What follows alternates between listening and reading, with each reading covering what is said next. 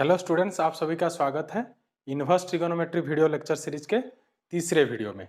तो आज हम डिस्कस करेंगे principal value problems. Inverse trigonometric function का प्रिंसिपल वैल्यू प्रॉब्लम्स ये एक बहुत ही इंपॉर्टेंट टॉपिक है। तो जिन्होंने अभी तक मेरा जो part 1 part 2 inverse trigonometric function के ऊपर जो वीडियो है वो नहीं देखा है, आई टैब पर जाकर वो पहले देख लीजिए, उसके बाद ये देखिए, तो इससे आपको और थोड़ा टॉपिक पर कंफर्टेबल फील होगा।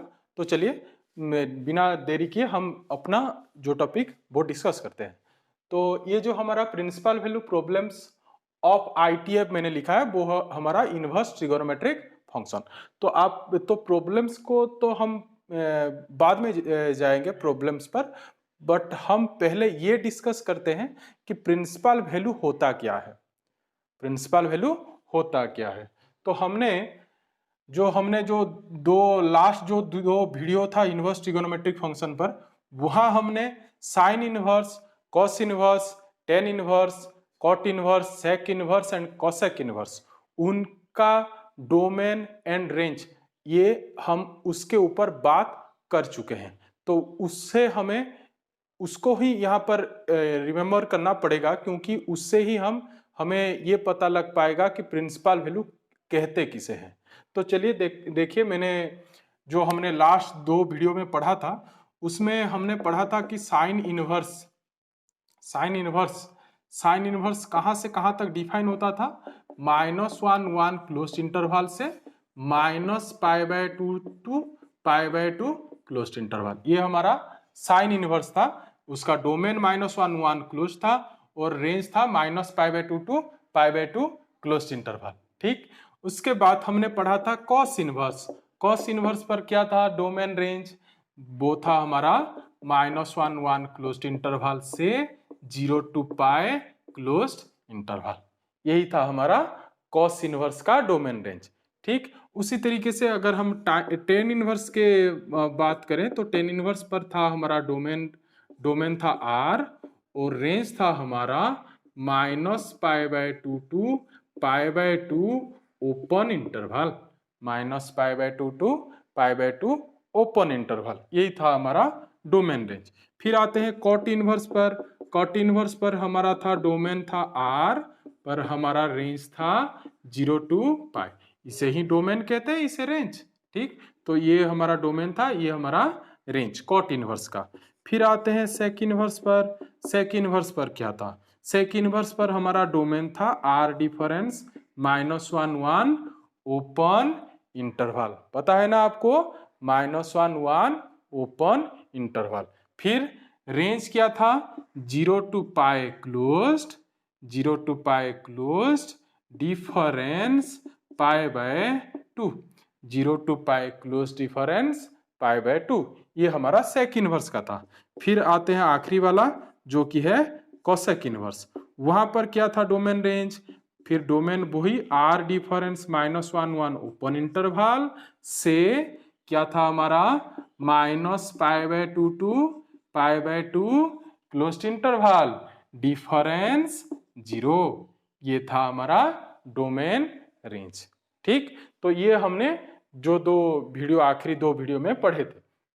तो अब आते हैं, ये तो डोमेन रेंज हो गया, तो हमें जानना था प्रिंसिपल वैल्यू। आप ये डोमेन रेंज आपको याद रखना है, आप ऐसे भी याद रख सकते हो। देखिए यहाँ पर थोड़ा डोमेन देखोगे तो साइन इनवर्स कॉस इनवर्स का सेम है, फिर टेन इनवर्स कॉट इनवर्स का सेम है, फिर सेक इनवर्स कोसेक इनवर्स का भी डोमेन सेम है। सिर्फ आपको रेंज याद रखना है। रेंज कैसे आप याद रख सकते हो, मैं एक ट्रिक बताता हूं। देखिए यहाँ पर जो साइन इनवर्स का है वो क्या है, -π/2 π/2 क्लोज्ड इंटरवल। देखिए कोसेक इनवर्स पर देखिए वही -π/2 टू π/2 कितना है, क्लोज्ड इंटरवल। बस वहां से किसे आपको निकाल लेना है, 0, यही आपको याद रखना है। ठीक, ये साइन और कोसेक इनवर्स के लिए, साइन इनवर्स और कोसेक इनवर्स। फिर उस तरीके से अगर कॉस इनवर्स का अगर हम बात करें तो वहां पर देखिए उसका रेंज है हमारा 0 to pi closed interval, 0 to pi closed interval. और यहाँ पर देखिए कॉस और सेक, ये आपको पता है कॉस सेक रिलेट होते हैं, cos theta equal to 1/sec theta.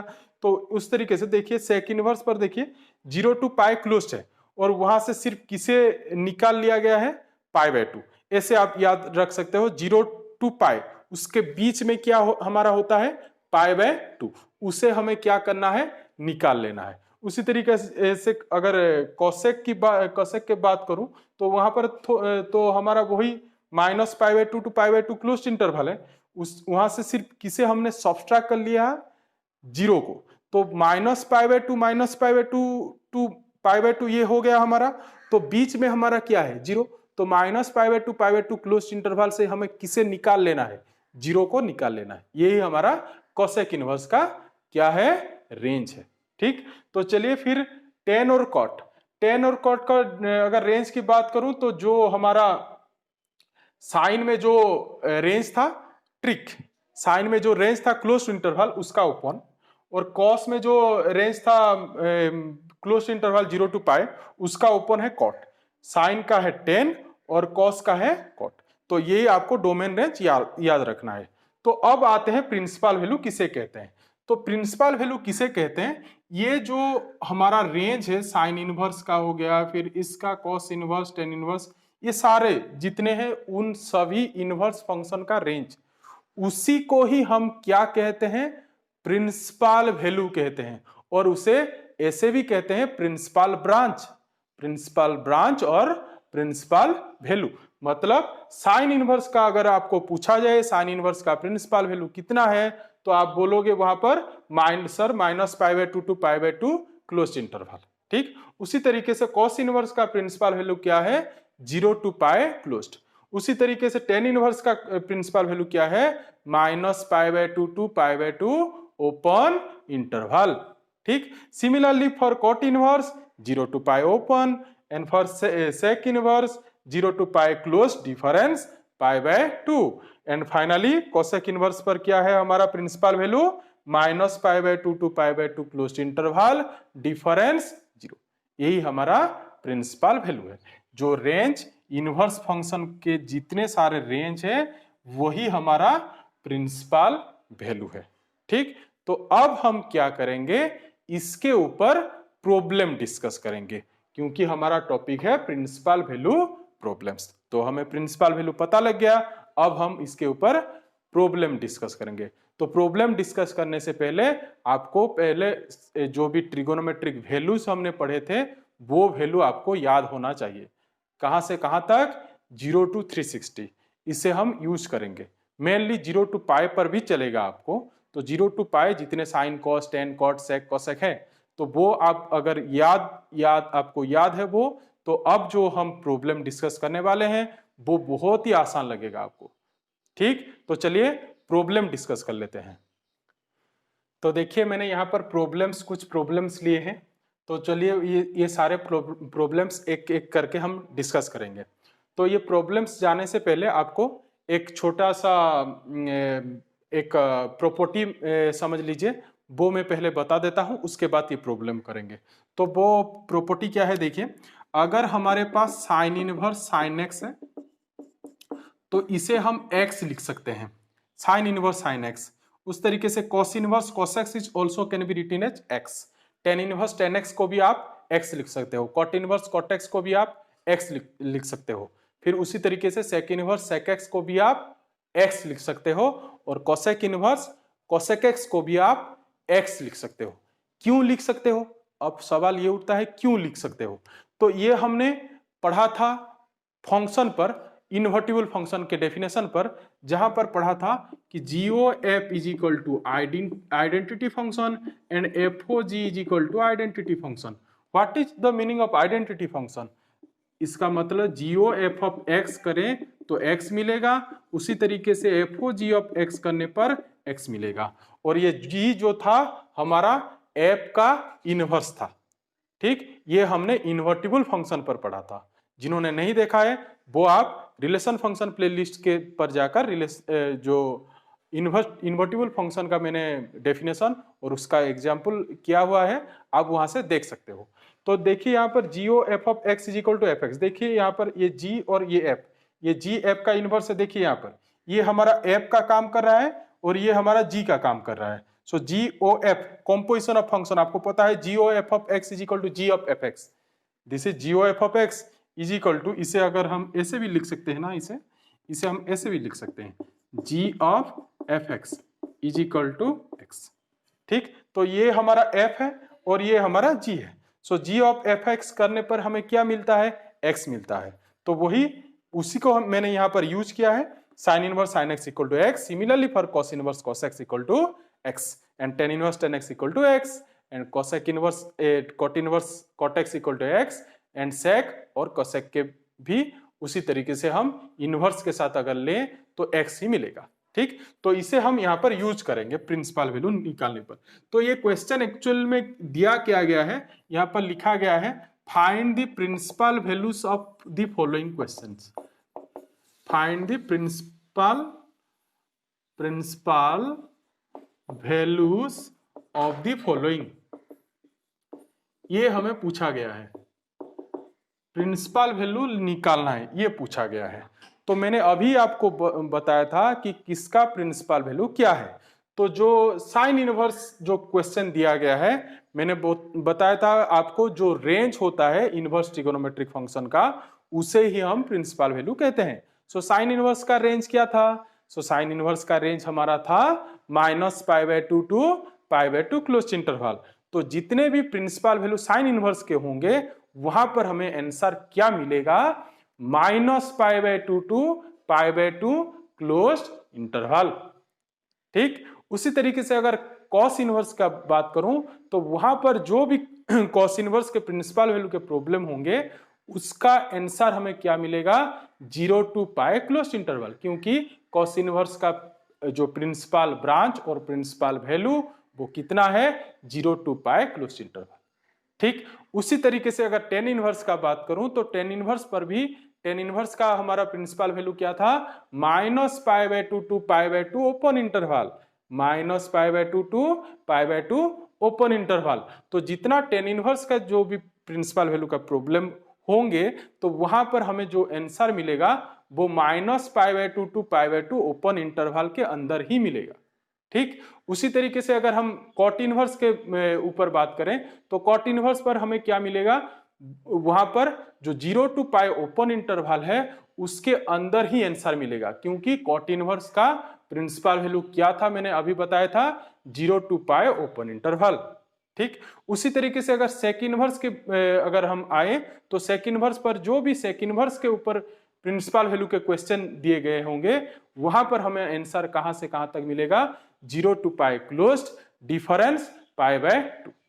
ठीक, उसी तरीके से अगर कॉस इनवर्स की मैं बात करूं तो वहां पर हमें क्या आंसर मिलेगा, -π/2 टू π/2 क्लोज्ड डिफरेंस 0।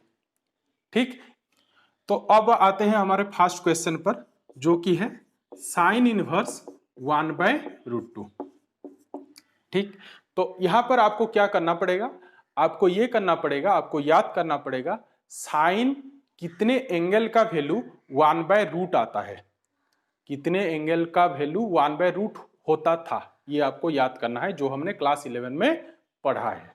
ठीक, तो आपको पता है साइन 45 का वैल्यू कितना होता है, 1/√2। सो मैं यहां पर क्या करूंगा, इसे ऐसे लिख दूंगा, साइन इनवर्स साइन π/4, क्योंकि पता है आपको 45 को अगर हम रेडियन पर कन्वर्ट करें तो उसे 45 डिग्री को, तो वो क्या होता है, π/4।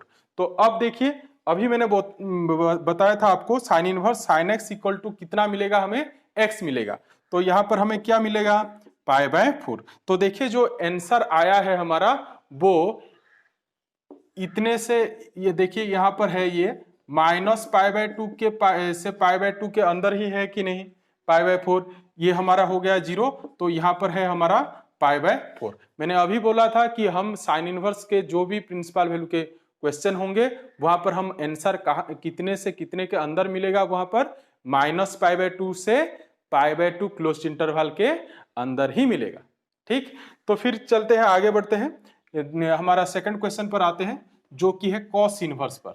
Cos inverse √3/2।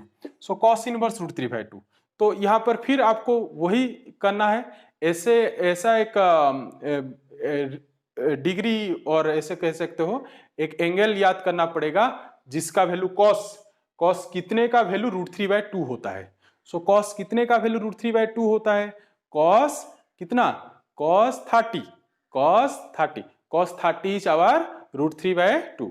सो मैं यहाँ पर क्या लिखूंगा, cos inverse cos π/6, cos inverse cos π/6। So हमें आंसर क्या मिल जाएगा, π/6, cos inverse cos x equal to x।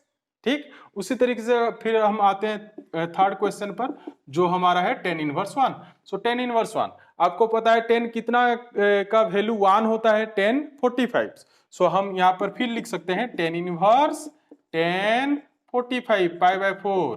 So this equal to हमें क्या मिल गया, π/4। मैंने अभी बोला था cos इनवर्स पर हमें कहां से कहां तक मिलेगा आंसर, 0 to π क्लोज्ड। देखिए π/6 0 to π के अंदर ही है, और ये tan इनवर्स पर हमें क्या मिलेगा, -π/2 से π/2 के ओपन इंटरवल के अंदर। ठीक, तो यही हमारा यहाँ पर आंसर क्या मिला है हमें, π/4।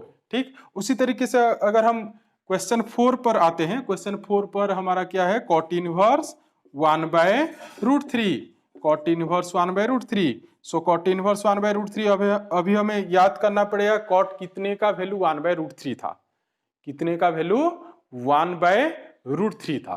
तो 1/√3 कितने का वैल्यू था, 1/√3 था हमारा cot 60, कितने का वैल्यू, cot 60। ठीक, सो cot 60, so that is cot 60 means हमें यहाँ पर लिखना पड़ेगा cot π/3। सो हमें आंसर क्या मिलेगा यहाँ पर, π/3। तो ये आंसर आसानी से आप निकाल भी पाओगे। ठीक, मैंने अभी बोला था कि cot पर कहां से कहां तक आंसर मिलेगा हमें प्रिंसिपल वैल्यू क्वेश्चन पर, 0 to π ओपन इंटरवल। तो ये जो आंसर मिला है 60 डिग्री, ये हमें कहां से कहां तक, कहां से कहां के बीच में होगा, ये 0 to π के बीच में होगा। ठीक, तो फिर आते हैं क्वेश्चन 5 पर। क्वेश्चन 5 वहां पर पूछा गया है sec इनवर्स 2। तो अब हमें याद करना पड़ेगा sec कितने का वैल्यू 2 होता है, कितने का वैल्यू। सो sec आप याद कीजिए, sec कितने का वैल्यू 2 है, sec कितने का वैल्यू 2 है, sec हमारा sec 60, sec 60 का वैल्यू 2 है। तो इसे हम लिख सकते हैं sec इनवर्स sec π/3। सो हमें यहां पर भी आंसर क्या मिल जाएगा, π/3। ठीक, बहुत ही आसान है। उसी तरीके से अगर हम आखिरी वाला क्वेश्चन करें 6, जो कि है cosec इनवर्स 2/√3, cosec इनवर्स 2/√3, ये भी हमारा cosec कितने का वैल्यू 2/√3 होता है, cosec 60। सो दिस इज, हम यहाँ पर लिख सकते हैं cosec π/3। सो आंसर हमें क्या मिल जाएगा यहाँ पर, π/3। ठीक, तो बहुत ही आसान है, प्रिंसिपल वैल्यू के जितने भी प्रॉब्लम होंगे आप आराम से कर पाओगे। तो ये मैंने जो क्वेश्चन लिया था, ये सारे मैंने पॉजिटिव वैल्यू के लिए थे। तो अब हम क्या करते हैं, इसे थोड़ा मॉडिफाई करते हैं, थोड़ा इसे चेंज कर देते हैं, सब में एक एक नेगेटिव सिंबल यूज कर लेते हैं, सब में एक एक नेगेटिव सिंबल यूज कर लेते हैं। अब देखते हैं इनका आंसर क्या होगा। ठीक, अब इनका आंसर हम देखते हैं। तो चलिए फिर फर्स्ट क्वेश्चन पर आता हूं और एक एक करके फिर हम करेंगे। तो देखिए फर्स्ट क्वेश्चन हमें पूछा गया है। फर्स्ट क्वेश्चन पर देखिए, मैं यहाँ पर आपको छोटा छोटा ट्रिक बताऊंगा, इससे आपको आसानी होगी इस टाइप का क्वेश्चन करने में। नेगेटिव में, पॉजिटिव तो बहुत ही आसान होता है, नेगेटिव में थोड़ा हमें ध्यान देना पड़ेगा। ठीक, तो देखिए यहाँ पर साइन इनवर्स -1/√2। सो -1/√2, अब आपको याद करना पड़ेगा साइन कितने का वैल्यू, -1/√2। तो आप बोलोगे सर साइन जो तो फर्स्ट एंड सेकंड क्वाड्रेंट में पॉजिटिव होता है, वो थर्ड क्वाड्रेंट में नेगेटिव होता है, तो वही वैल्यू हमें याद करना पड़ेगा। तो आपको वो वैल्यू याद नहीं करना पड़ेगा, क्योंकि अगर हम थर्ड क्वाड्रेंट पर जाएं तो वो हमारा पाई से भी ज्यादा हो गया है, क्योंकि पाई से कितना होता है, वो पाई से 3π/2। तो हमें जो आंसर चाहिए वो कितने से कितने के अंदर होना चाहिए, -π/2 to π/2 क्लोज इंटरवल के अंदर। ठीक, तो ये कैसे करें, तो देखिए यहां एक अगर देखोगे जो 0 to π/2 है, जो 0 to π/2 है, यहां पर साइन के सारे पॉजिटिव वैल्यू एग्जिस्ट करते हैं, और जो 0 to -π/2 है, तो यहां पर साइन के सारे नेगेटिव वैल्यू एग्जिस्ट करते हैं। तो हमें कौन सा एंगल चाहिए, इसके अंदर वाला एक एंगल चाहिए। कहां से कहां तक? -π/2 टू 0, क्योंकि वहां पर ही साइन हमारा कौन सा क्या वैल्यू देता है? नेगेटिव वैल्यू देता है। ठीक, तो चलिए हमें अब याद करना पड़ेगा इसके अंदर। तो आप बोलोगे सर हम तो इसके अंदर क्या होगा, हमें तो ये याद ही नहीं है। तो आपको वो याद भी रखना नहीं है, मैं यहाँ पर एक ट्रिक बताता हूं, आप उसे यूज कीजिए। तो आपको ये माइनस सिंबल को आप इग्नोर कीजिए, माइनस सिंबल को, साइन के लिए मैं ये ट्रिक बता रहा हूं। सो माइनस सिंबल को इग्नोर कीजिए। 1/√2, साइन कितने का वैल्यू 1/√2 था? साइन π/4 अभी किए थे हमने, तो इसे हम ऐसे लिख लेते हैं, साइन π/4। ठीक, तो हमने अभी पढ़ा था साइन इनवर्स साइन एक्स होने पर हम क्या लिख सकते हैं? एक्स लिख सकते हैं। पर यहां पर साइन इनवर्स साइन एक्स नहीं है, तो यहां पर हम एक्स नहीं लिख सकते। पर यहां पर एक चीज हम यूज कर सकते हैं जो हमने क्लास 11 में पढ़ा था, वो था ये, अगर साइन ऑफ माइनस थीटा होता है तो उसे हम माइनस साइन थीटा लिख सकते हैं। ये हमने ट्रिगोनोमेट्री में पढ़ा है क्लास 11 पर। ठीक, तो वही जो डेफिनेशन था उसे ऑड इवन भी कहते हैं। सो साइन और कॉस और सेक के केस में क्या होता है? कॉस ऑफ माइनस थीटा करते हैं तो कॉस थीटा मिलता है, similarly sake of minus theta करने पर सेक थीटा मिलता है। पर बाकी जो चारों हैं वहां पर हमें क्या मिलता है? अगर साइन ऑफ माइनस थीटा निकालें सो माइनस कॉस थीटा मिलता है। उस तरीके से अगर टेन ऑफ माइनस थीटा निकालें सो माइनस टेन थीटा मिलता है, और कॉट ऑफ माइनस थीटा निकालें तो माइनस कॉट थीटा मिलता है। उसी तरीके से कोसेक ऑफ माइनस थीटा निकालें तो वहां पर भी हमें माइनस कोसेक थीटा मिलता है। सिर्फ कॉस और सेक पर only cos theta and only sec theta मिलता है, तो उसे हम यहां पर यूज करेंगे। तो देखिए कैसे यूज करेंगे। हम इसे sine of minus theta equal to minus sine theta, so मैं इसे ऐसे लिख सकता हूं कि नहीं? साइन इनवर्स, इसे मैं ऐसे लिख लेता हूं, साइन ऑफ माइनस π/4, क्योंकि sine of minus theta equal to कितना मिलता है हमें? Minus sine theta. So sine of minus π/4 हम कितना लिख सकते हैं? Minus sine π/4। ठीक, अब देखिए sine inverse sine x, sine inverse sine x equal to कितना मिलेगा? एक्स। दैट मीन्स हमें क्या मिलेगा यहां पर? माइनस π/4। ठीक, तो ये हो गया साइन इनवर्स का। तो अब चलते हैं कॉस इनवर्स पर। तो यही आपको याद रखना है, साइन इनवर्स के केस में आपको बस जो पॉजिटिव वैल्यू था उसका वो कौन सा एंगल है वो आपको याद रखना है। फिर आप वही साइन ऑफ माइनस थीटा वाला टेक्निक को आप यूज कर लो, तो आप आसानी से वहां पर हो जाएगा वो। फिर चलते हैं कॉस इनवर्स पर। Cos inverse -√3/2। ठीक, तो कॉस इनवर्स पर देखिए, यहां पर फिर एक हम कुछ नया ट्रिक सीखेंगे। तो देखिए यहां पर हमारा प्रिंसिपल वैल्यू हमें आंसर कितने से कितने के अंदर चाहिए? 0 to π। तो आपको पता है कॉस जो होता है वो फर्स्ट क्वाड्रेंट पर तो पॉजिटिव होता है, पर दूसरे क्वाड्रेंट पर नेगेटिव होता है।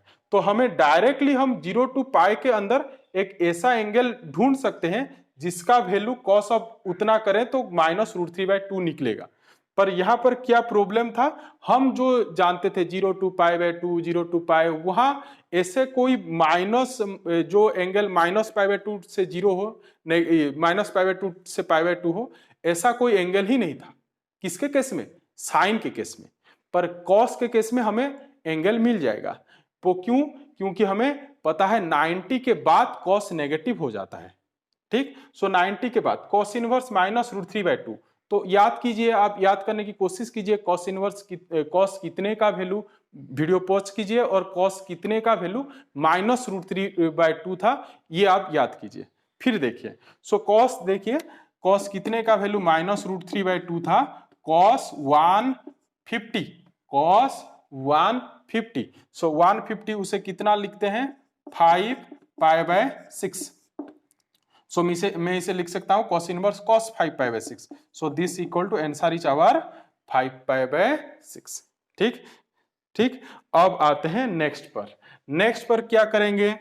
तो साइन इनवर्स पर आपको ट्रिक याद हुआ, नेगेटिव वाले के लिए। पॉजिटिव तो आसान है, नेगेटिव के लिए वो ट्रिक आपको याद रखना है।